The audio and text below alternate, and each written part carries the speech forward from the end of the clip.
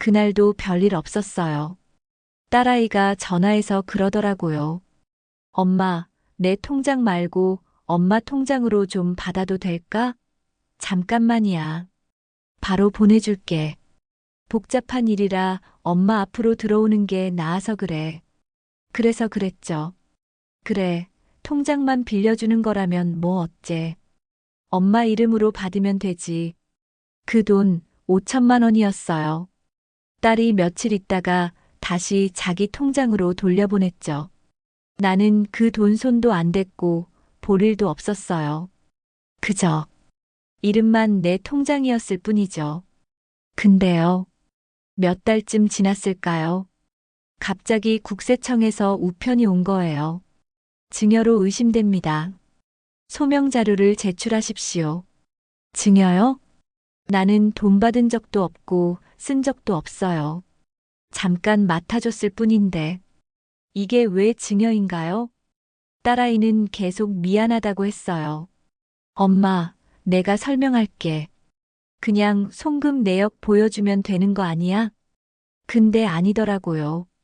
국세청은 그 돈이 그냥 내 통장에 찍혀 있었다는 이유만으로 내가 그 돈을 받은 사람이라고 보더라고요.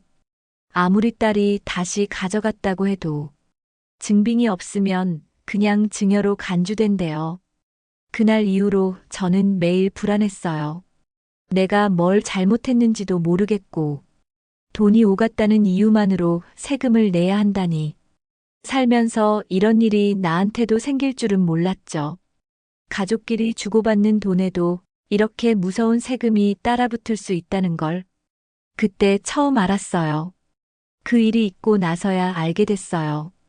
돈을 쓴 게 문제가 아니라 그 흔적이 세금의 이유가 될 수 있다는 걸요. 혹시 여러분도 가족끼리 송금한 적 있으세요? 딸이나 아들 통장에 돈 보낸 일, 엄마 통장에 잠깐 돈 넣어둔 적 한 번이라도 있으셨다면 지금부터 끝까지 잘 들어보셔야 합니다. 통장에 돈만 있어도 세금이 나올 수 있습니다. 서울에 사는 정혜자 씨는 올해 72입니다. 남편 없이 홀로 두 딸을 키워낸 분이죠. 작년 가을 작은 딸이 급히 전세 보증금을 치러야 하는 일이 생겼습니다. 엄마, 보증금 계약이 오늘이라서 그래.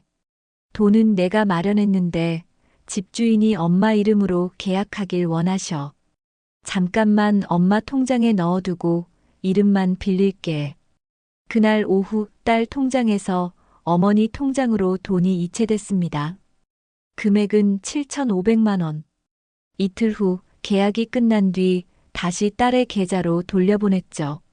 실제로 어머니는 돈을 쓰지도 않았고 만져보지도 않았습니다. 통장에는 단 48시간 찍혀 있었을 뿐입니다. 그런데 석 달 뒤 정혜자 씨는 국세청으로부터 한 통의 우편을 받습니다. 내용은 이랬습니다. 귀하의 계좌에 입금된 금액에 대해 증여세 납부 사실이 확인되지 않았습니다. 해당 자금에 대한 소명 자료를 20일 내 제출하십시오. 정 씨는 혼란스러웠습니다. 이게 왜 증여야? 딸이 자기 집 계약하려고 넣은 돈인데. 딸 역시 억울했죠. 그 돈은 내 돈이었어요. 그냥 엄마 통장을 빌린 것뿐인데. 두 사람은 세무서를 찾아갔습니다. 하지만 국세청의 대답은 단호했습니다.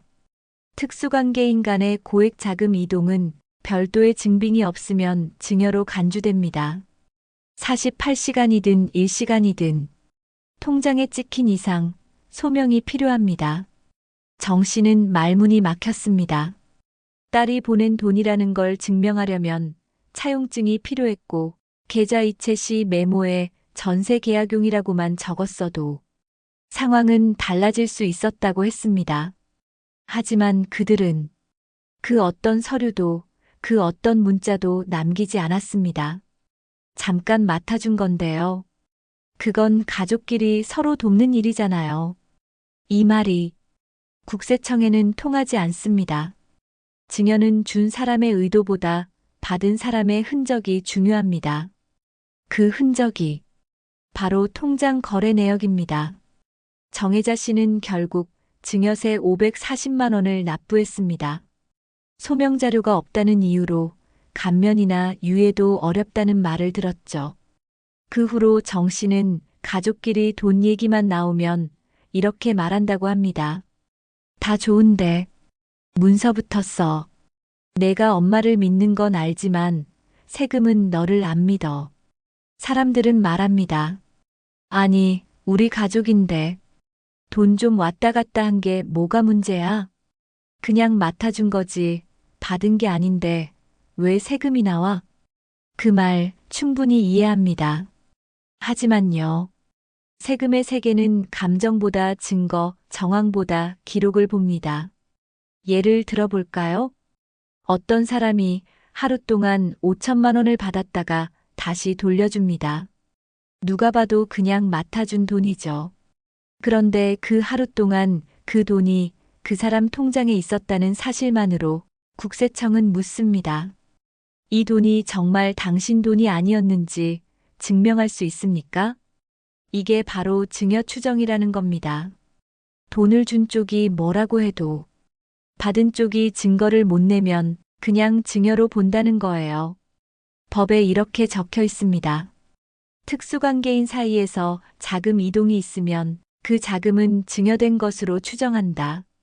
이 조항이 바로 상속세 및 증여세법 제34조입니다. 그럼 누가 특수관계인이냐고요? 쉽습니다. 부모, 자식, 형제, 며느리, 사위, 심지어 손주까지 포함됩니다. 그 사이에서 대가 없이 오간 돈은 모두 증여 가능성을 의심받습니다. 증여는 줬다는 말보다 줬다고 보일 수 있는 흔적이 더 중요합니다. 돈을 썼느냐 안 썼느냐는 두 번째 문제입니다. 가족끼리니까 괜찮을 줄 알았던 거죠. 서로 믿었으니까요. 하지만 세금은 사람을 믿지 않습니다. 증빙을 믿습니다. 거래 내역을 믿고 메모를 믿고 차용증을 믿습니다. 여러분의 통장에도 그런 의심의 흔적이 남아있지는 않으신가요? 나는 그 돈 건드린 적도 없어요. 그냥 하루 이틀 통장에 있었다고. 그게 뭐가 문제예요? 정혜자 씨는 세무서에서 몇 번이고 이렇게 말했습니다. 하지만 돌아온 답은 늘 같았습니다. 그게 증여인지 아닌지는 말이 아니라 증거로 판단합니다. 그때 정 씨는 처음 알았습니다. 돈을 안 썼다는 건 증명이 안 됩니다. 하지만 돈을 맡은 것이라는 건 증명할 수 있었던 사실이라는 걸요. 그럼 어떻게 증명했어야 했을까요? 그날 딸과 나눈 문자 하나. 엄마, 전세 계약 때문에 돈 잠깐 맡겨줘. 계약 끝나면 바로 돌려줄게. 그 한 줄만 있었어도 상황은 달라졌을 겁니다. 혹은 계좌 이체할 때 메모창에 전세자금 임시보관이라고 적었더라면 세무조사관은 두 사람의 관계를 의심하지 않았겠죠. 그런데 정 씨는 딸과 믿음만 주고받았고 기록은 남기지 않았습니다. 세금은 마음을 안 묻습니다. 세금은 문서를 묻습니다. 이런 경우 가장 확실한 방법은 차용증입니다. 가족끼리 웬 차용증이냐고요? 하지만 세금 앞에서는 가족도 남남처럼 설명해야 합니다. 차용증이 없다면 자금 위탁서를 써둘 수도 있습니다. 즉, 이 돈은 가의 통장을 통해 일시 보관한 것임을 확인합니다. 이 문장 한 줄이면 적어도 국세청은 의심을 거둡니다.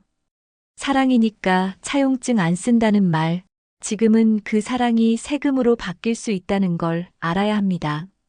그리고 한 가지 더. 입금과 출금의 흐름이 명확해야 합니다.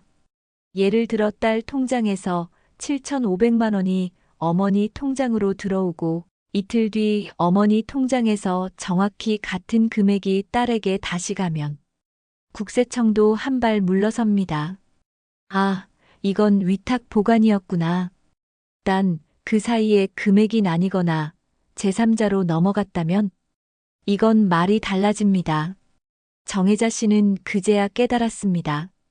내가 딸을 믿은 게 잘못은 아니지만 서류 하나만 있었어도 이 일은 안 겪었을 텐데. 이후로 정 씨는 딸과 돈 얘기를 할 때 이렇게 말합니다. 서운하겠지만 차용증부터 써. 우리 믿음은 그대로니까. 세금은 따로 막자. 돈이 가족 사이를 멀어지게 만드는 게 아니라 기록이 없던 그 순간이 가족을 곤란하게 만듭니다. 돈을 안 썼다고 죄가 없는 건 맞습니다.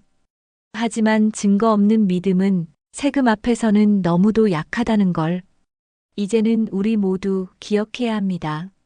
정혜자 씨는 그날 이후로 가족 간 돈거래에도 절차가 필요하다는 걸 뼈저리게 느꼈습니다. 돈을 사랑으로 줬는데 돌아온 건 국세청의 통보서였으니까요. 그래서 그녀는 손에 꼭 쥐고 다니는 노트를 꺼내며 말합니다. 나는 몰랐지만 다음 사람은 안 겪게 해야지. 세금 피하려면 이 세 가지만 기억하면 돼. 첫째, 차용증. 이건 무조건 있어야 해요. 가족끼리 돈 빌려줄 때 믿지 못해서가 아니라 기록을 남기는 거야라고 설명하세요. 형식은 간단해도 됩니다. 몇 년 몇 월 며칠, 아무개는 아무개에게 얼마를 대여하고 몇 년 몇 월까지 상환한다. 이 한 줄이면 충분합니다. 서명하고 날짜만 쓰세요. 지금 웃으실지 몰라도 이 종이 한 장이 수백만 원을 지켜줍니다. 국세청은 가족을 의심하지 않습니다. 다만 서류 없는 가족을 의심합니다. 둘째, 계좌이체 메모. 이건 정말 사소하지만 가장 강력합니다. 돈 보낼 때 이체란에 이렇게 적는 거예요. 임시보관, 대여금, 전세자금 위탁, 치료비 대납용. 이 메모 하나가 수백 페이지의 설명보다 더 강력한 증거가 됩니다. 딸이 전세 보증금 보낼 때 메모창에 계약대금 임시보관이라고만 적었어도 정혜자 씨는 세금 내지 않았을 겁니다. 셋째, 문자 카톡 기록. 돈 얘기 나오면 꼭 한 줄 남겨두세요. 엄마, 돈 잠깐만 맡겨줘. 계약 끝나면 바로 돌려줄게. 아빠, 병원비 대신 보내놓을게. 이따 정리하자. 이게 바로 가족 간 신뢰를 증명하는 기록입니다. 증여가 아니었다는 걸 보여주는 건 결국 그날의 말, 그날의 흔적입니다. 누구도 미래를 알 수 없죠. 하지만 오늘 적어둔 메모 하나, 문자 하나가 당신을 억울한 세금에서 구해줄 수 있습니다. 정혜자 씨는 요즘도 가족끼리 돈 얘기만 나오면 이렇게 말합니다. 차용증부터 쓰자. 우린 가족이니까 문제 생기기 전에 지켜줘야지. 그 말이 참 와닿았습니다. 기록은 가족을 보호하는 사랑의 방식이 될 수도 있다는 거. 사랑은 감정으로도 되지만 가끔은 문서로 남겨야 지켜낼 수 있습니다. 정혜자 씨는 말합니다. 가족끼리 돈 얘기 꺼내는 게 이렇게 무서운 줄 몰랐어요. 딸도 엄마도 서로를 원망하지 않았습니다. 하지만 국세청은 사정을 들어주지 않았죠. 그들이 보는 건 사연이 아니라 서류였으니까요.